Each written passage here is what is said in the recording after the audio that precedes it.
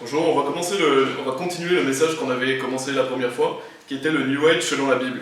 Donc on s'était arrêté au quatrième point, on avait vu 4 points qui montrent que le Nouvel Âge est un mensonge du diable.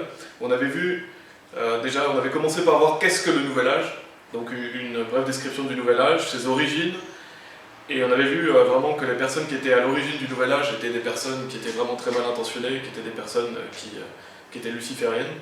Donc on a vu ça, on a vu aussi donc, que le Nouvel Âge est une séduction du diable, c'est-à-dire que les promesses de Dieu, les promesses de la Bible, le diable les pervertit et a créé donc, cette fausse religion qui s'appelle le Nouvel Âge et qui pervertit les promesses de Dieu. Donc c'est basé sur des promesses mensongères.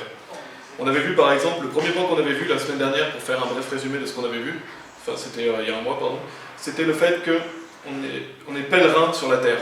Et donc dans le Nouvel Âge, il y a cette notion d'être pèlerin du cosmos. Donc c'est un livre d'un auteur qui est reconnu dans le Nouvel Âge qui s'appelle Pèlerin du Cosmos, et comme quoi on aurait tous la vie éternelle automatiquement. Donc on serait déjà tous éternels, on serait déjà tous destinés à aller vivre ailleurs automatiquement en fait. Donc il n'y a pas de notion de péché, il n'y a pas de notion d'enfer, il n'y a pas de justice. Alors que la Bible nous parle, oui, d'être pèlerin sur la terre, mais la vie éternelle n'est pas automatique. C'est un choix à faire, la vie éternelle est en Jésus-Christ, il nous faut la recevoir. Donc ça c'était le premier point. Le deuxième point, on avait vu que dans le Nouvel Âge, il y a cette notion d'illumination, d'éveil, donc que nous promet le Nouvel Âge, qu'on peut s'illuminer, on peut s'éveiller, ça s'appelle l'éveil des consciences aussi. Et ça c'est un mensonge, ça vient du bouddhisme et puis ça vient de l'hindouisme. Alors que la Bible, elle, nous promet la nouvelle naissance. C'est ça, la vraie illumination, c'est la nouvelle naissance qui nous permet de devenir un enfant de Dieu et qui fait qu'on a des écailles qui tombent de nos yeux et qu'on a l'Esprit Saint qui vit en nous. Donc ça c'était le deuxième point. Le troisième point, c'est il y a beaucoup d'auteurs du Nouvel Âge qui promettent une nouvelle terre, qui promettent un nouveau monde, et ce qui est beaucoup relié au nouvel ordre mondial. Et donc ça, ce sont des promesses mensongères parce que c'est l'homme qui doit amener cette nouvelle terre, c'est l'homme qui doit évoluer pour que le monde soit meilleur. Alors que la Bible ne dit absolument pas ça, elle dit que c'est Dieu qui va amener la nouvelle terre, et donc c'est Jésus-Christ qui va amener cette nouvelle terre, et on ne va pas y aller automatiquement. Toutes les personnes ne vont pas aller automatiquement sur cette nouvelle terre, il nous faut justement être né de nouveau, il nous faut être enfant de Dieu. Donc voilà les 3 premiers points. Le quatrième point qu'on avait commencé, et c'est le fait que donc dans le Nouvel Âge, on a cette notion de Dieu est en tout, Dieu est déjà en nous, ou l'humain divinisé, donc c'est de l'humanisme. Et c'est exactement ce que le diable voulait, être semblable au Très-Haut. Donc on avait lu Ésaïe chapitre 14 qui montrait que le diable voulait être semblable au Très-Haut. Et donc on va reprendre ici, on va développer un peu plus cette partie. Et pour commencer, je voulais lire un petit passage du document qui nous parle justement de la vision du New Age par rapport à ça. Donc lire quelques notions sur le Nouvel Âge, qui nous dit « Pour le New Age, le monde créé est de l'ordre de l'illusion. Nous serions tous une seule et même réalité spirituelle à l'intérieur de laquelle chacun de nous existe. C'est ce que l'on appelle une vision moniste du monde. Dans ce monde, l'homme nouveau sera appelé par son intelligence et sa conscience à acquérir une nouvelle perception afin de se renouveler totalement. Cette vision du monde est très inspirée de la pensée ésotérique, selon laquelle il faut accéder à une réalité cachée pour entrer dans une sorte d'éveil permettant l'accès à la vraie connaissance. » Donc on nous fait croire qu'il y a une connaissance mystique, une connaissance cachée dans le Nouvel Âge, et ça ressemble exactement à ce qu'on avait vu dans Genèse chapitre 3, « Vous serez comme des dieux, connaissant le bien et le mal ».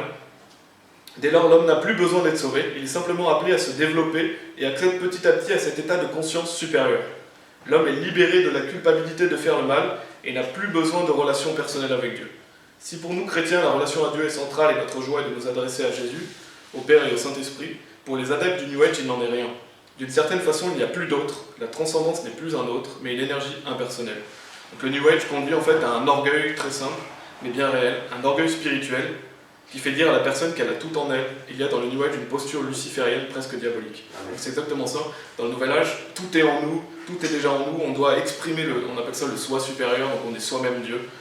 Dieu est déjà en nous, on est une partie de Dieu. Donc c'est exactement, c'est ça, c'est une posture luciférienne diabolique. Et il y a un célèbre auteur aussi dans le New Age qui s'appelle David Spangler, qui a écrit un livre qui s'appelle Reflections on the Christ, et il dit « Le Christ est la force d'évolution primordiale de la création. Cette énergie divine que nous désignons sous le nom de Christ est la puissance de la vie, de l'amour, de l'intelligence, qui maintient toute la création dans l'existence. » Donc ça, c'est sa vision de Jésus-Christ, enfin la vision du Christ. Cette force existe à tous les niveaux du réel, mais les modalités de sa manifestation diffèrent. La manifestation du Christ au niveau de la planète ou à l'intérieur d'une rose est différente de celle qui existe en l'homme, mais l'énergie est la même, elle est omniprésente. Donc pour lui, Christ est une force, c'est une énergie. Alors que la Bible dit que Jésus-Christ est une personne. Et le Christ peut être considéré comme l'âme de l'univers, l'énergie qui synthétise, guide et dirige l'évolution. Il constitue le lien entre l'esprit divin, donc c'est ce qui dit le soi unique et indivisible, avec la vie divine qui se manifeste dans la variété et la complexité infinie des forces qui constituent la création telle que nous la connaissons. Ça, c'est des mensonges. Donc lui-même dit que c'est le soi unique et indivisible, donc comme si nous-mêmes, nous devions être Christ, comme si Dieu vivait déjà en nous. Ça, c'est la vision du Nouvel Âge sur qui est Jésus-Christ. Et on voit vraiment que, comme il était écrit, que ça conduit à un orgueil démesuré, parce qu'on croit soi-même être Dieu.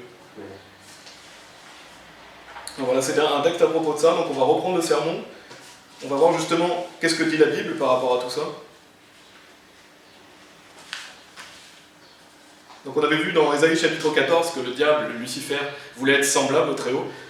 Et donc dans le New Age, on a cette idée qu'on est déjà nous-mêmes divins, qu'on est nos propres créateurs, que Dieu est en tout, tout est parti de Dieu. Donc ça c'est un gros piège du diable, on n'est pas divins, on est des hommes, on est des créatures de Dieu. Dieu nous a créés à son image, mais nous ne sommes pas divins. Et de même, beaucoup aussi dans le Nouvel Âge enseignent que Christ est déjà en nous. Donc Christ vit déjà dans chacun d'entre nous, même ils disent que Christ est dans les pierres, Christ est dans les fleurs, etc. Que Christ en fait est une énergie, ou alors qu'on doit devenir Christ, ça c'est des mensonges. En fait, vouloir devenir Christ, comme ils veulent dans le Nouvel Âge, c'est vouloir devenir Dieu. Parce que Jésus-Christ est Dieu, donc c'est vouloir être semblable au Très-Haut. C'est exactement comme le diable. Et dans Colossiens chapitre 1, verset 27, à la fin du verset, il est dit « Christ en vous, l'espérance de gloire ». Donc en tant que chrétien, notre espérance de gloire, c'est Christ en nous. Mais pour avoir Christ en nous, il faut déjà être sauvé. Christ n'est pas automatiquement dans les personnes. Il nous faut justement vivre la nouvelle naissance. Il nous faut croire en Jésus-Christ afin de recevoir Christ en nous. Et donc il faut être sauvé pour avoir Dieu qui vit en nous. La Bible dit afin que quiconque croit en lui ne périsse pas mais ait la vie éternelle. Donc si vous croyez en Jésus, oui, vous avez la vie éternelle, vous avez Christ en vous. Mais c'est pas automatique d'avoir Christ en soi. Donc voilà, pour ce quatrième point, on voit vraiment que le Nouvel Âge nous promet des choses mensongères en disant qu'on peut devenir Dieu, que Dieu est déjà en nous, qu'on n'a pas à s'inquiéter en fait, parce qu'on va automatiquement avoir la vie éternelle, que voilà, etc. Il n'y a pas de notion de péché, il n'y a pas de bien et de mal. Et on voit la vérité de la Bible qui est qu'il faut croire en Jésus pour être enfant de Dieu. Le cinquième point, donc pour continuer le message sur le New Age selon la Bible, c'est que dans le Nouvel Âge, on nous promet une fausse lumière. Et ça ressemble à, comme on a vu dans Genèse chapitre 3, « Vos yeux s'ouvriront, vous serez comme des dieux ». Et donc c'est la lumière de Lucifer, le porteur de lumière. C'est cette lumière qu'on retrouve dans le Nouvel Âge, c'est la lumière de Lucifer. Et on va lire à ce sujet un document qui parle justement de cette lumière qu'on nous promet dans le Nouvel Âge. Donc c'est une citation de Helena Blavatsky, c'est une célèbre auteure qui, je pense, c'était au 19e siècle. Elle a écrit « Abrégé de la doctrine secrète » et c'est une des précurseurs du Nouvel Âge. Donc c'est une des auteurs qui a amené par la suite le Nouvel Âge. Il y a aussi Alice Bailey, il y a plusieurs auteurs comme ça. Et on va lire justement une citation de ce qu'elle dit. Elle dit « Satan a toujours existé en qualité d'adversaire, de pouvoir opposé, requis pour l'équilibre et l'harmonie des choses dans la nature, comme l'ombre est nécessaire pour rendre la lumière plus brillante. Il n'y a pas de mal en soi, il n'y a que l'ombre de la lumière, sans laquelle celle-ci ne pourrait exister, même pour nos perceptions. Le mal est une force qui est opposée mais en même temps nécessaire au bien, comme lui conférant une vitalité et une existence qu'il ne pourrait jamais voir autrement. » Et elle, voilà, je vais avancer un petit peu, elle dit aussi que la lumière astrale, etc., elle cite des choses qui sont par exemple la Vierge sidérale, la lumière astrale, elle parle des kabbales, de l'alchimie, et elle dit n'est autre que celle que l'Église appelle Lucifer. Pour le profane, la lumière astrale peut être Dieu et le diable en même temps.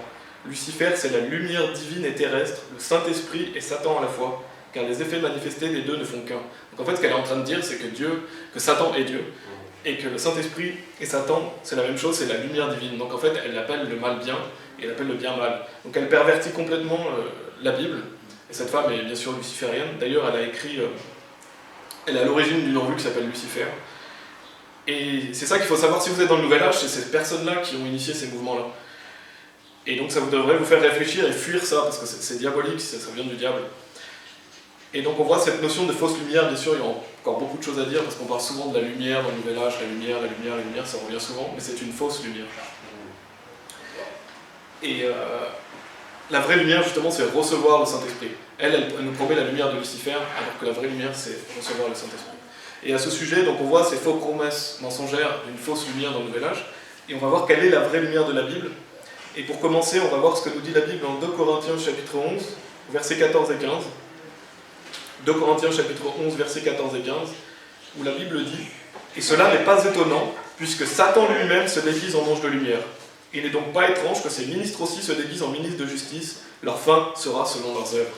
Donc, le diable ne va pas venir à vous en essayant de vous effrayer, vous en peur, comme on voit le petit bonhomme avec la fourche qui va vous poursuivre. Non, le diable il vient en ange de lumière, il va vous séduire, il va vous tromper, il va vous faire croire que ce qu'il dit est la vérité, il va vous faire croire que c'est lui la lumière en fait. Donc le diable ne vient pas pour effrayer les gens, il attire les gens à lui. Pourquoi ? Pour que les gens soient condamnés, pour que les gens soient damnés.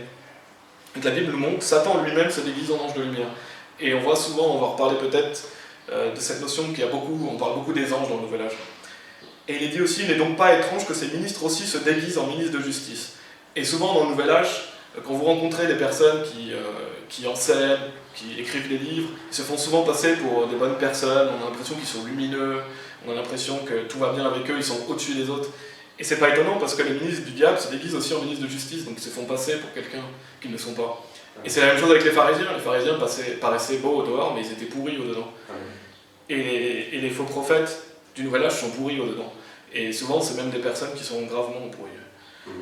Donc voilà, c'était pour mentionner le fait que c'est pas étonnant que le diable séduise avec une fausse lumière, et c'est pas étonnant aussi que les personnes qui enseignent le Nouvel Âge séduisent avec une apparence de piété et d'humilité.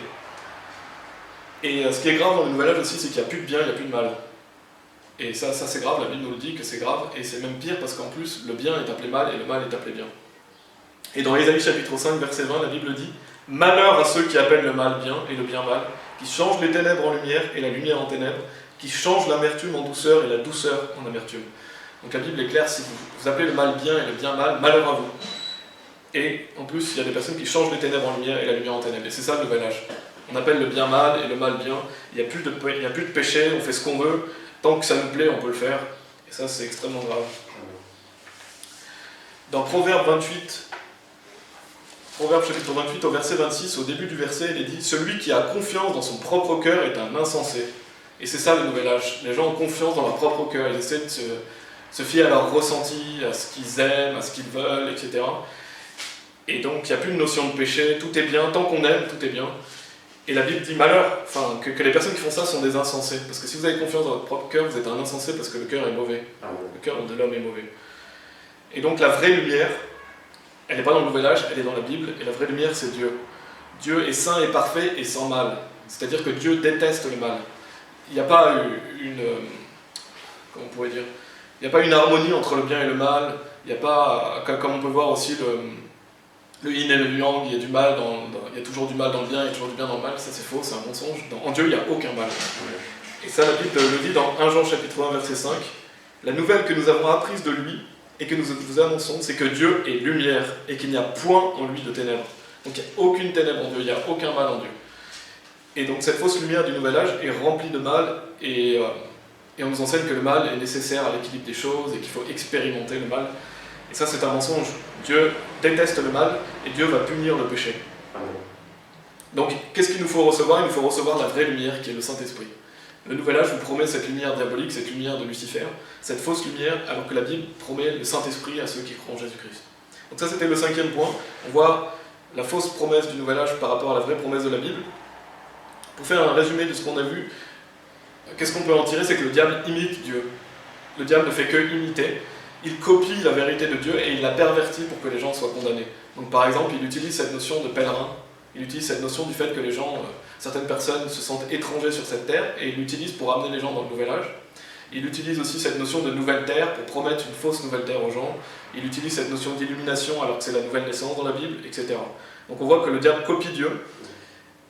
Et c'est comme dans le Jardin d'Éden, il a piégé en disant « Vous ne mourrez point, vos yeux s'ouvriront, vous serez comme des dieux connaissant le bien et le mal », donc c'est un piège. Alors que la Bible est la vérité et que les vraies promesses sont de Dieu. Et pour terminer ce premier message, après on va commencer le deuxième, je voulais dire qu'il y avait des graves dangers dans le Nouvel Âge. Le Nouvel Âge, non seulement vous êtes en danger de damnation, parce que si vous croyez dans cela, vous allez aller en enfer, mais aussi il y a des graves dangers pour votre vie physique. Parce que beaucoup de gens dans le Nouvel Âge perdent le sens des réalités. Ils perdent complètement la notion de vie. Pour eux, plus rien n'a d'importance. Tu peux faire tout ce que tu veux, tout va bien, tout est beau, et ils sont dans une espèce de bulle qui leur fait perdre le sens des réalités. Et ça, c'est très grave. On a rencontré beaucoup de gens dans le Nouvel Âge qui sont complètement perdus, et qui ne peuvent plus sortir de cette spirale où pour rien tout va bien parce qu'ils sont les propres créateurs de leur vie, etc. Donc ça c'est très grave. Et où ça peut conduire aussi à des maladies psychiatriques. Il y a des gens dans le Nouvel Âge qui finissent avec des maladies psychiatriques parce qu'ils perdent complètement sens des réalités et ils deviennent fous. Et un troisième point aussi, donc perdre le sens des réalités, les maladies psychiatriques, mais il y a aussi les possessions. Et des personnes dans le Nouvel Âge ouvrent des portes à des cas de possession. Et dans Actes chapitre 16, verset 16, il est dit « Et il arriva, comme nous allions à la prière, une certaine jeune fille possédée d'un esprit de divination, qui apportait à ses maîtres beaucoup de gains par sa divination, vint à notre rencontre. » Donc bon, je ne vais pas étudier cette histoire, mais on voit dans Actes chapitre 16 qu'il y a une jeune fille qui est possédée par quoi? Un esprit de divination. Et si vous êtes dans le Nouvel Âge, vous ouvrez une porte à ces esprits de divination, vous ouvrez une porte aux possessions, parce que par la prière, si vous priez des faux dieux, si vous priez des mauvaises choses, vous ouvrez une porte au diable et à ses démons. Aussi par la méditation transcendantale, vous ouvrez une porte à cela, par le yoga aussi, parce que le yoga est très malfaisant aussi. Donc en fait, si vous pratiquez le Nouvel Âge, quel que soit, si vous priez ou méditez ou faites du yoga, vous ouvrez des portes au diable et vous ouvrez des portes aux esprits malsains. Voilà, donc ça c'est le premier message. On va enchaîner directement sur le deuxième message. Donc le premier message c'était le New Age selon la Bible, mais le deuxième message est un peu similaire mais avec des notions différentes, c'est que le New Age c'est un piège du diable. Donc on a bien vu que c'était un piège du diable, mais là on va rentrer dans d'autres points pour montrer que justement le diable piège les gens. Donc on l'a déjà dit, mais le diable est un imitateur, il copie Dieu, et il trompe et il ment, justement afin que les gens soient condamnés. L'objectif du diable c'est que le plus de monde possible aille avec lui en enfer parce qu'il sait qu'il est déjà condamné. Donc pour commencer on va voir un premier point. Il faut savoir que beaucoup de personnes dans le New Age ou qui tombent dans le New Age sont à la recherche de leur origine ou alors d'un monde meilleur. Il y a beaucoup de personnes qui tombent dans le New Age parce qu'ils recherchent d'où ils viennent, ils recherchent un monde meilleur. Et ça, c'est vraiment justement un des pièges du diable qui va leur faire croire des fausses choses sur leur origine ou alors sur le monde meilleur que le diable promet. Par exemple, des personnes vont dire qu'ils viennent d'autres planètes. Il y a beaucoup de personnes dans le Nouvel Âge qui disent ouais, voilà, moi je viens de telle planète, moi je viens de ceci, moi je viens de cela. Ou alors qu'ils vont aller dans un monde meilleur, donc cette notion de nouvelle terre, de monde meilleur, d'ascension, etc. Donc ça c'est un piège du diable. Et on va voir justement ce que la Bible nous dit. Si vous voulez aller dans Hébreux chapitre 11, pour ceux qui veulent.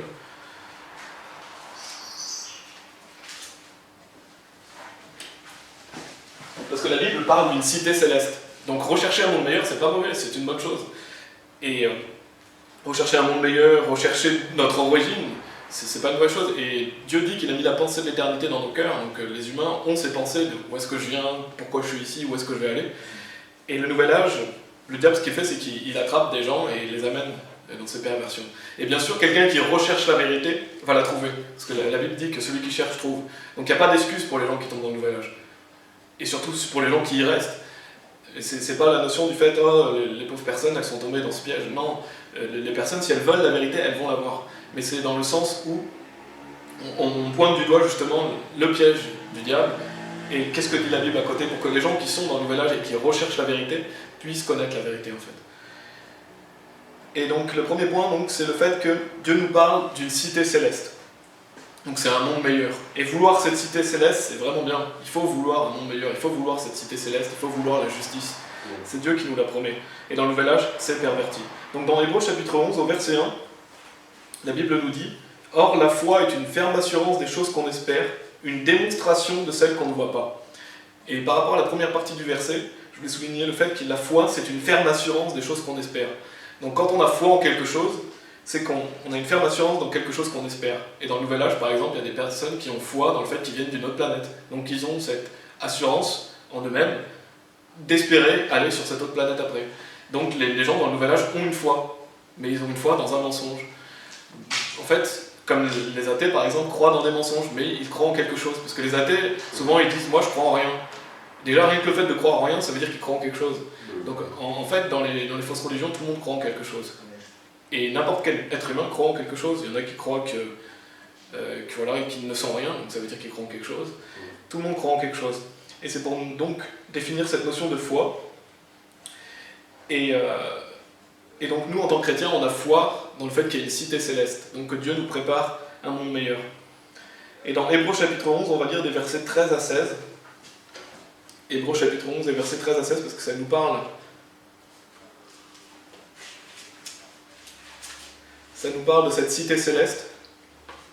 Hébreux chapitre 11, qui sont vraiment des beaux versets qui nous disent « C'est dans la foi qu'ils sont tous morts, sans avoir obtenu les choses promises, mais ils les ont vus de loin, crus et salués, reconnaissant qu'ils étaient étrangers et voyageurs sur la terre. Ceux qui parlent ainsi montrent qu'ils cherchent une patrie. S'ils avaient eu en vue celle d'où ils étaient sortis, ils auraient eu le temps d'y retourner. Mais maintenant, ils en désirent une meilleure, c'est-à-dire une céleste. C'est pourquoi Dieu n'a pas honte d'être appelé leur Dieu, car il leur a préparé une cité. » Et donc on voit au verset 13, ce sont des personnes qui sont mortes dans la foi, donc ce sont des croyants, et ils ont pas obtenu les choses promises, parce que quand on est croyant en Jésus-Christ, on n'a pas encore obtenu tout notre héritage céleste. On n'est pas encore au paradis, on n'est pas encore dans la gloire de Dieu. Mais ils les ont vus de loin, crus et salués, donc ils ont cru aux promesses de Dieu, ils ont étreint les promesses de Dieu, ils les ont fait les leurs en fait. Et il est dit qu'ils reconnaissaient qu'ils étaient étrangers et voyageurs sur la terre. Et au verset 16, il est dit « Mais maintenant ils en désirent une meilleure, c'est-à-dire une céleste. C'est pourquoi Dieu n'a pas honte d'être après leur Dieu, car il leur a préparé une cité. » Donc on voit que ces gens cherchaient une meilleure cité, ils cherchaient un monde meilleur. Et Dieu a préparé justement ce monde meilleur pour ses enfants. Et c'est la cité céleste, c'est Sion. Et donc c'est une bonne chose de chercher une meilleure cité, mais il faut le faire selon la volonté de Dieu. Donc on doit mettre notre confiance dans ce que Dieu dit et pas dans ce qu'on voudrait nous-mêmes. Comme on a vu, celui qui a confiance dans son propre cœur est un insensé. Et dans Hébreux chapitre 12, verset 22 aussi, il y a cette cité céleste qui est mentionnée. Hébreux chapitre 12, verset 22, il est dit « Mais vous vous êtes approchés de la montagne de Sion, de la cité du Dieu vivant, la Jérusalem céleste, des myriades qui forment le cœur des anges. » Donc on voit cette montagne de Sion, cette cité du Dieu vivant, la Jérusalem céleste. Donc c'est notre maison en tant que chrétien, c'est la nouvelle Jérusalem, c'est la cité du Dieu vivant, c'est Sion. Et on va voir aussi d'autres versets à ce sujet dans Psaume chapitre 50, des versets 1 à 2, qui nous parlent de Sion. Donc Psaume chapitre 50, versets 1 à 2, où la Bible dit « Dieu l'Éternel parle et convoque la terre. Depuis le soleil levant jusqu'au soleil couchant, de Sion, beauté parfaite, Dieu resplendit. » Et le verset 2, je le trouve vraiment magnifique, il est dit « De Sion, beauté parfaite, Dieu resplendit. » On voit cette cité céleste où Dieu resplendit, qui est d'une beauté parfaite. Et donc c'est pourquoi ? Parce qu'il y a la gloire de Dieu. Donc ça c'est Sion, c'est cette cité céleste. Et si vous voulez aller dans Ésaïe chapitre 9 aussi, on va lire deux versets dans Ésaïe chapitre 9.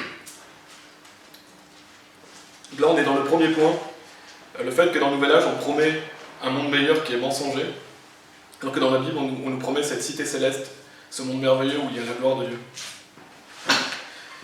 Et dans Ésaïe chapitre 9, au verset 1, il est dit « Le peuple qui marchait dans les ténèbres voit une grande lumière. Sur ceux qui habitaient le pays de l'ombre de la mort, une lumière resplendit. » Donc ça nous parle de Jésus-Christ, cette grande lumière, cette lumière qui resplendit, c'est Jésus-Christ. Et ça prophétise le fait que Jésus-Christ va venir dans Jean chapitre 1, où il y a une notion de la lumière, une notion que les hommes l'ont rejetée. Jésus-Christ est la lumière du monde. Donc il est cette lumière qui resplendit, il est cette grande lumière. Et on voit d'ailleurs au verset 5, un peu plus bas, où il est dit « Car un enfant nous est né, un fils nous est donné, et la domination reposera sur son épaule, on l'appellera admirable, conseiller, Dieu puissant, Père éternel, prince de la paix. » Donc ça prophétise le fait que Jésus-Christ va venir, et la domination va reposer sur son épaule. Il est l'admirable conseiller, le Dieu puissant, le Père éternel, le prince de la paix. Et donc, cette merveilleuse lumière, c'est Jésus-Christ.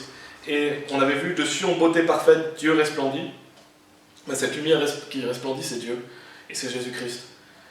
Donc dans cette cité céleste, il y a la gloire de Dieu.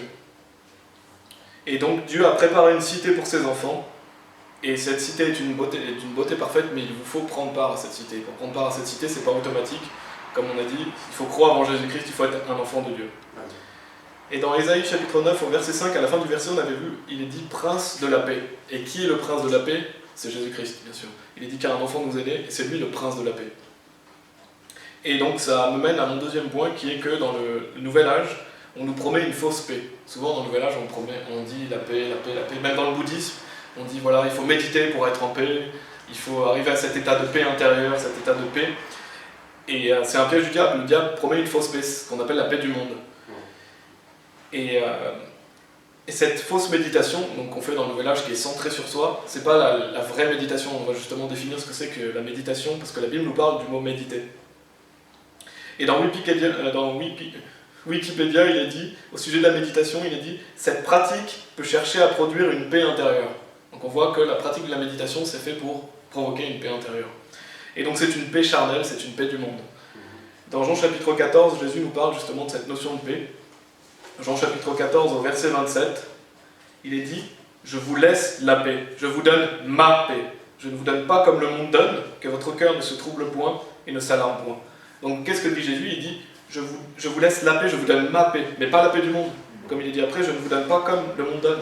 Parce que tout ce qui est bouddhisme, hindouisme, nouvel âge, je vous donne une paix du monde. Jésus lui donne la vraie paix. Et c'est cette vraie paix qu'on doit recevoir. C'est la paix de Jésus-Christ, c'est pas la paix du monde. Et comme on l'a mentionné, Jésus est le prince de la paix. Et j'aime bien cette phrase, c'est qu'il n'y a pas de paix sans le prince de la paix. En fait, vous ne pouvez pas avoir de paix dans votre vie si vous n'avez pas le prince de la paix. Et ce prince de la paix, c'est Jésus-Christ. C'est pareil, il n'y aura pas de paix dans le monde tant que Jésus-Christ ne va pas établir le millénium. Parce que Jésus-Christ est le prince de la paix. Et donc, sans le prince de la paix, pas de paix possible. Et Jésus, d'ailleurs, a dit qu'il n'est pas venu amener la paix, mais l'épée. Pourquoi? Parce que ça va créer de la division. Et bien sûr, Jésus veut qu'on vienne à lui. Jésus est le prince de la paix. Il ne veut pas la guerre. Mais l'être humain étant pécheur, ben, ce sont des conséquences du péché.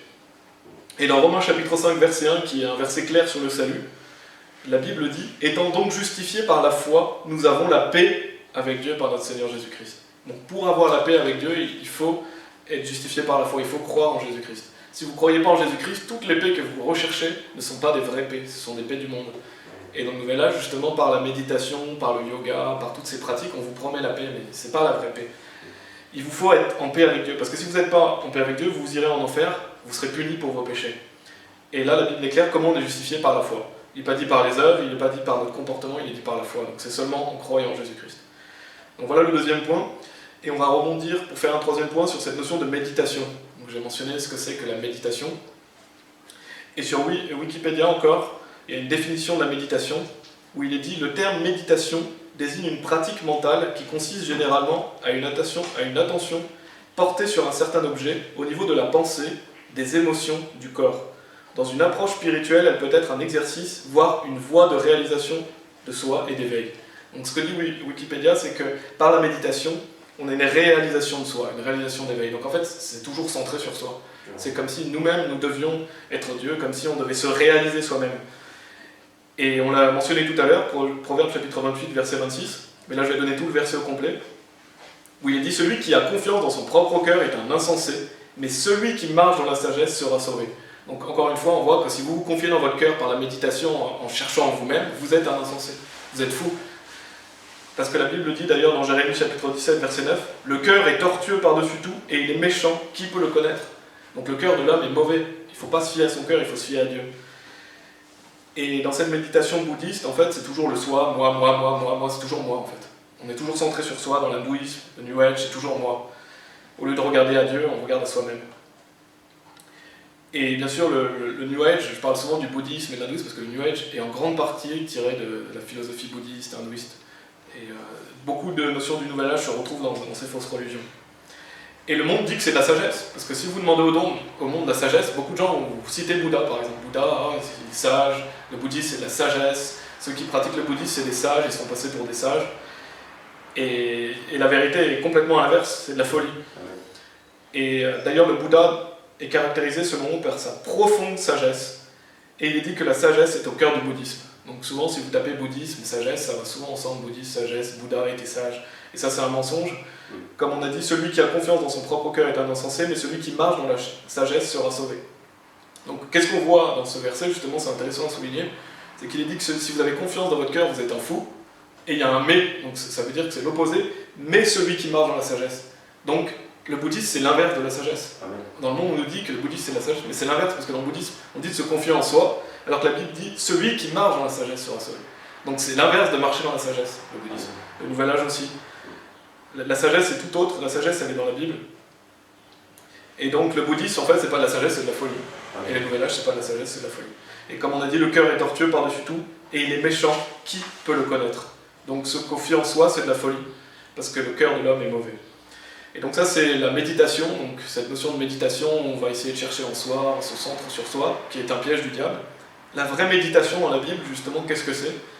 Dans Psaume chapitre 1, verset 2, il est dit mais qui trouve son plaisir dans la loi de l'Éternel et qui la médite jour et nuit. Donc, est-ce qu'on doit méditer en pensant à nous-mêmes, à nos propres aspirations? Est-ce qu'on doit méditer en essayant de se réaliser soi-même? Non. On doit méditer sur la parole de Dieu. Pourquoi? Parce que notre cœur est mauvais. Par contre, Dieu est bon. Donc, la vraie méditation, c'est de méditer la Bible. C'est de lire la Bible, méditer les versets, d'apprendre des versets pour les méditer chaque jour. Ça, c'est la vraie méditation et c'est ce que Dieu définit comme méditer. Et il y a aussi Psaume chapitre 119, au verset 14 et 15, qui dit « Je me réjouis en suivant tes préceptes, comme si je possédais tous les trésors. Je médite tes ordonnances, j'ai tes sentiers sous les yeux. » Donc, on se réjouit en suivant les préceptes de Dieu, on se réjouit en lisant la Bible et en l'appliquant, comme si je possédais tous les trésors. Donc si vous avez la Bible, vous avez tous les trésors. Parce que même dans Colossiens, il est dit qu'en Jésus-Christ, il y a tous les trésors. Et il y a la plénitude de la divinité. Et donc je médite tes ordonnances, j'ai tes sentiers sous les yeux. Ce qu'on doit faire en tant que chrétien, c'est qu'on doit avoir la Bible sous nos yeux et on a les sentiers de Dieu sous nos yeux. On ne se fie pas dans nous-mêmes, on se fie dans ce que Dieu dit. Et on médite ses ordonnances. Donc ça, c'est la notion de méditation qui est pervertie dans le New Age. Donc ce qu'on a vu, on a vu dans un premier point que dans le Nouvel Âge, il y a le piège du diable. Pour toutes les personnes qui recherchent leur origine ou un monde meilleur, le diable les attire dans des mensonges, alors que la Bible nous promet une cité céleste pour les enfants de Dieu, donc il nous faut être sauvés pour prendre part à cette cité. On a la fausse paix du Nouvel Âge, alors qu'on a la vraie paix qui est dans la Bible. Et on a cette notion de méditation aussi qui est pervertie dans le Nouvel Âge. Donc ça, c'est ce qu'on a vu. Maintenant, on va noter quelques autres points de séduction du Nouvel Âge. Donc il y a beaucoup de choses à dire, mais je vais en donner quelques autres. C'est comme je l'ai mentionné tout à l'heure, il y a beaucoup cette notion d'ange dans le Nouvel Âge. Les gens prient les anges, les personnes disent voilà, tel ange c'est mon protecteur, tel ange ceci, tel ange cela. Il y a beaucoup, il y a même des gens qui guérissent avec les anges, etc. Donc il y a cette notion d'ange. Et comme on avait vu dans 2 Corinthiens chapitre 11 verset 14, il est dit « Et cela n'est pas étonnant puisque Satan lui-même se déguise en ange de lumière. » Donc c'est pas étonnant que dans le Nouvel Âge on ait toutes ces notions d'ange, etc. Pourquoi? Parce que le diable prend ce qui est dans la Bible et il le pervertit. Donc les gens ont peut-être une aspiration à se dire ouais, peut-être que les anges existent et ils sont attirés quelque part par les anges. Et c'est pas étonnant ça, parce que c'est dans la Bible. Mais le diable pervertit cette notion d'ange. On ne doit pas prier les anges, on ne doit pas vénérer les anges, on doit seulement vénérer Dieu. Et Dieu nous protège par ses anges. Donc voilà, on a cette notion d'ange de lumière. On va aller dans 1 Timothée chapitre 4, si vous voulez bien aussi. 1 Timothée chapitre 4. Car on peut voir cette fausse spiritualité du Nouvel Âge. 1 Timothée chapitre 4, on va lire des versets 1 à 5.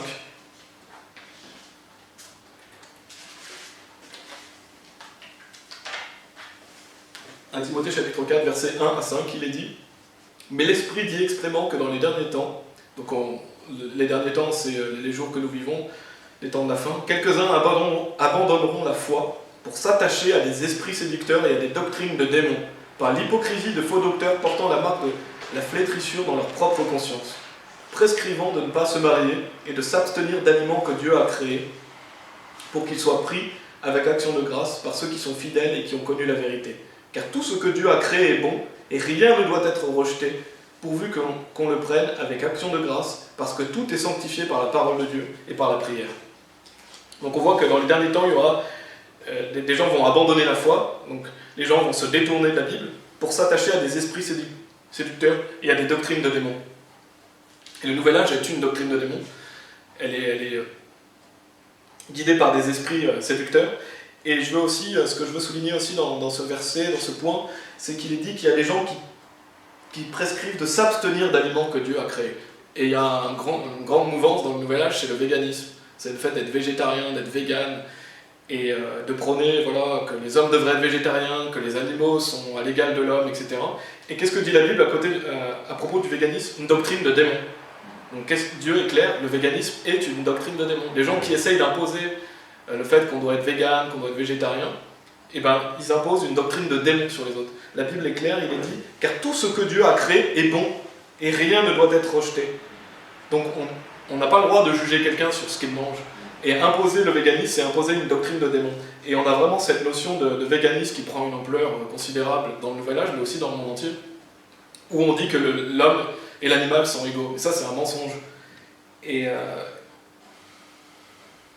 on va aller dans Colossiens chapitre 2, verset 16 aussi, parce que ça parle de cela. Colossiens chapitre 2, verset 16. Donc là, on parle du fait que le véganisme est une doctrine de démon. Essayer d'imposer ses croyances, c'est une doctrine de démon. Si vous voulez être vegan et végétarien, tant mieux pour vous. Mais ne l'imposez pas aux autres, parce que sinon, vous imposez votre doctrine. Et il est dit que personne donc ne vous juge au sujet du manger ou du boire, ou au sujet d'une fête, d'une nouvelle lune, ou des sabbats. C'était l'ombre des choses à venir, mais le corps est en Christ. Donc que personne ne vous juge sur votre manger ou sur le boire. Donc vous mangez parce que toutes choses sont bonnes et Dieu nous a donné toutes choses. Donc cette doctrine végane est une doctrine de démon. Et toutes les personnes qui croient que l'homme et l'animal sont égaux sont fous. Parce que l'homme est créé à l'image de Dieu, alors que l'animal a été créé pour l'homme. Et on pourrait aller dans beaucoup de versets, on pourrait en faire un sermon complet, mais l'homme et l'animal ne sont pas égaux. Et vouloir sauver les animaux, vouloir avoir cette notion de se battre pour les animaux, c'est un faux combat. Vous allez aller nulle part avec ça. Et on le voit bien, il y a beaucoup d'histoires qui montrent que Jésus-Christ se soucie des hommes et pas des animaux. Dans Colossiens, ça c'est cette notion de fausse spiritualité, et notamment par rapport au véganisme, il y aura encore beaucoup de choses à dire. Dans un autre point, aussi dans le Nouvel Âge, on prône beaucoup les visions, les révélations, et c'est de la sorcellerie. Il y a beaucoup de sorcellerie dans le Nouvel Âge, même si on dit que c'est une bonne sorcellerie, c'est la magie blanche, etc. Il n'y a aucune bonne sorcellerie. Et donc ces visions, ces révélations, et dans Colossiens chapitre 2, verset 18, il est dit « Qu'aucun homme sous une apparence d'humilité et par un culte des anges ne vous ravisse à son gré le prix de la course, tandis qu'il s'abandonne à ses visions et qu'il est enflé d'un vain orgueil par ses pensées charnelles. » Donc, justement, souvent, comme je l'ai mentionné, ces faux prophètes du Nouvel Âge sont sous une apparence d'humilité. Et souvent, ils font un culte des anges. Et la Bible nous met en garde contre ces personnes-là. Parce qu'ils s'abandonnent à leur vision et ils sont enflés d'un vain orgueil par leur pensée charnelle. Ce sont des gens charnels qui sont enflés d'orgueil. Et donc, il faut faire attention aux apparences d'humilité, il faut faire attention aux personnes aussi qui vénèrent les anges, qui font un culte aux anges. La Bible nous met en garde contre ça. Et contre leur vision, leur révélation aussi. Et dans Deutéronome chapitre 18, je vais lire rapidement Deutéronome chapitre 18 parce que c'est important, parce que beaucoup de personnes dans le Nouvel Âge pratiquent la sorcellerie ou la divination, ou alors essayent de prier des faux dieux, etc. Qu'est-ce qui est dit dans Deutéronome chapitre 18, verset 9? Il est dit « Lorsque tu seras entré dans le pays que l'Éternel ton Dieu te donne, tu n'apprendras point à imiter les abominations de ces nations-là. Qu'on ne trouve chez toi personne qui fasse passer son fils ou sa fille par le feu, personne qui exerce le métier de devin, d'astrologue, d'augure, de magicien, d'enchanteur, personne qui consulte ceux qui évoquent les esprits ou disent la bonne aventure, personne qui interroge les morts. Car quiconque fait ces choses est en abomination à l'Éternel. » Donc si vous pratiquez tout ça, c'est en abomination à l'Éternel. Il faut le savoir. Et en plus, on voit que Dieu nous met le fait de faire passer son fils ou sa fille par le feu dans le même verset qu'être astrologue, dans le même verset qu'être magicien et enchanteur. Pourtant, c'est quelque chose de grave. La plupart des gens se diraient « mais c'est affreux de passer son fils ou sa fille par le feu ». Et bien Dieu le met dans le même verset, bien sûr c'est pas la même chose, mais il le met dans le même verset que les magiciens, les astrologues, etc. Pourquoi? Parce que c'est en abomination aux yeux de l'Éternel. On pourrait mentionner aussi d'autres choses, peut-être que je le ferai dans le prochain, mais dans le Nouvel Âge, souvent on a cette notion de mission de vie, les indigos, de sauver le monde. Il y a beaucoup de gens qui disent « ah, moi je suis un indigo, moi je veux sauver le monde, c'est la mission de vie ». Et ça c'est encore un piège du diable, parce que on a une mission de vie, c'est vrai, c'est de sauver les âmes des autres personnes. Mais il faut d'abord déjà être sauvé soi-même pour aller prêcher l'évangile, pour que les âmes soient sauvées. Mais on a cette notion de mission de vie qui est pervertie dans le Nouvel Âge. Donc si vous êtes dans le Nouvel Âge, il faut vous repentir de cette fausse religion. Et se repentir de cette fausse religion, ça veut dire arrêter de croire dans ces mensonges afin de croire en Jésus-Christ, afin d'être sauvé. Et pour terminer, on va aller dans Jean chapitre 9, si vous voulez aller dans Jean chapitre 9. On va terminer le message avec Jean chapitre 9, qui est l'histoire d'un aveugle avec Jésus-Christ. Jésus-Christ va guérir un aveugle. Et il est dit, Jésus apprit qu'il l'avait chassé, et l'ayant rencontré, il lui dit « Crois-tu au Fils de Dieu ?» Donc Jésus-Christ va rencontrer cet aveugle qui a été guéri, et lui dit « Crois-tu au Fils de Dieu ?» Et qu'est-ce que va dire l'aveugle? Il répondit « Et qui est-il, Seigneur, afin que je croie en lui ?» « Tu l'as vu, lui dit Jésus, et celui qui te parle, c'est lui. » Et il dit « Je crois, Seigneur » et il se prosterna devant lui. Et en fait, je lis ce verset parce qu'il y a beaucoup de gens, peut-être dans le Nouvel Âge, qui disent « Mais qui est Dieu? Que je puisse croire en lui. Qui est la vérité? Qui est le chemin ?» Et je sais que nous, quand on était dans le Nouvel Âge, c'était ça, on recherchait la vérité, on voulait savoir qui était Dieu. Et bien, Jésus, justement, répond « Tu l'as vu, lui dit Jésus, et c'est lui qui te parle, c'est lui. » Donc c'est Jésus-Christ. Si vous recherchez la vérité, si vous recherchez le chemin, c'est Jésus-Christ. Et c'est vraiment un magnifique passage, parce qu'en plus, le monsieur lui dit « Qui est-il, Seigneur, afin que je croie en lui ?» Donc il voulait croire en la vérité, il voulait la vérité. Donc, Jésus dit « Je suis le chemin, la vérité et la vie. Aucun homme ne vient au Père que par moi. » Et bien sûr, il va croire, gloire à Dieu, il va être sauvé, et il va rendre gloire à Dieu. Donc c'est ça, si vous êtes dans le nouvel âge et que vous voulez la vérité, c'est Jésus-Christ la vérité. Qui est-il pour que je croie en lui? Le vrai Dieu, c'est Jésus-Christ. Et la Bible dit qu'il est le vrai Dieu et la vie éternelle. Donc si vous êtes dans le nouvel âge, il vous faut croire en Jésus-Christ pour être pardonné de vos péchés afin d'avoir la vie éternelle. Voilà, que Dieu soit loué. Amen.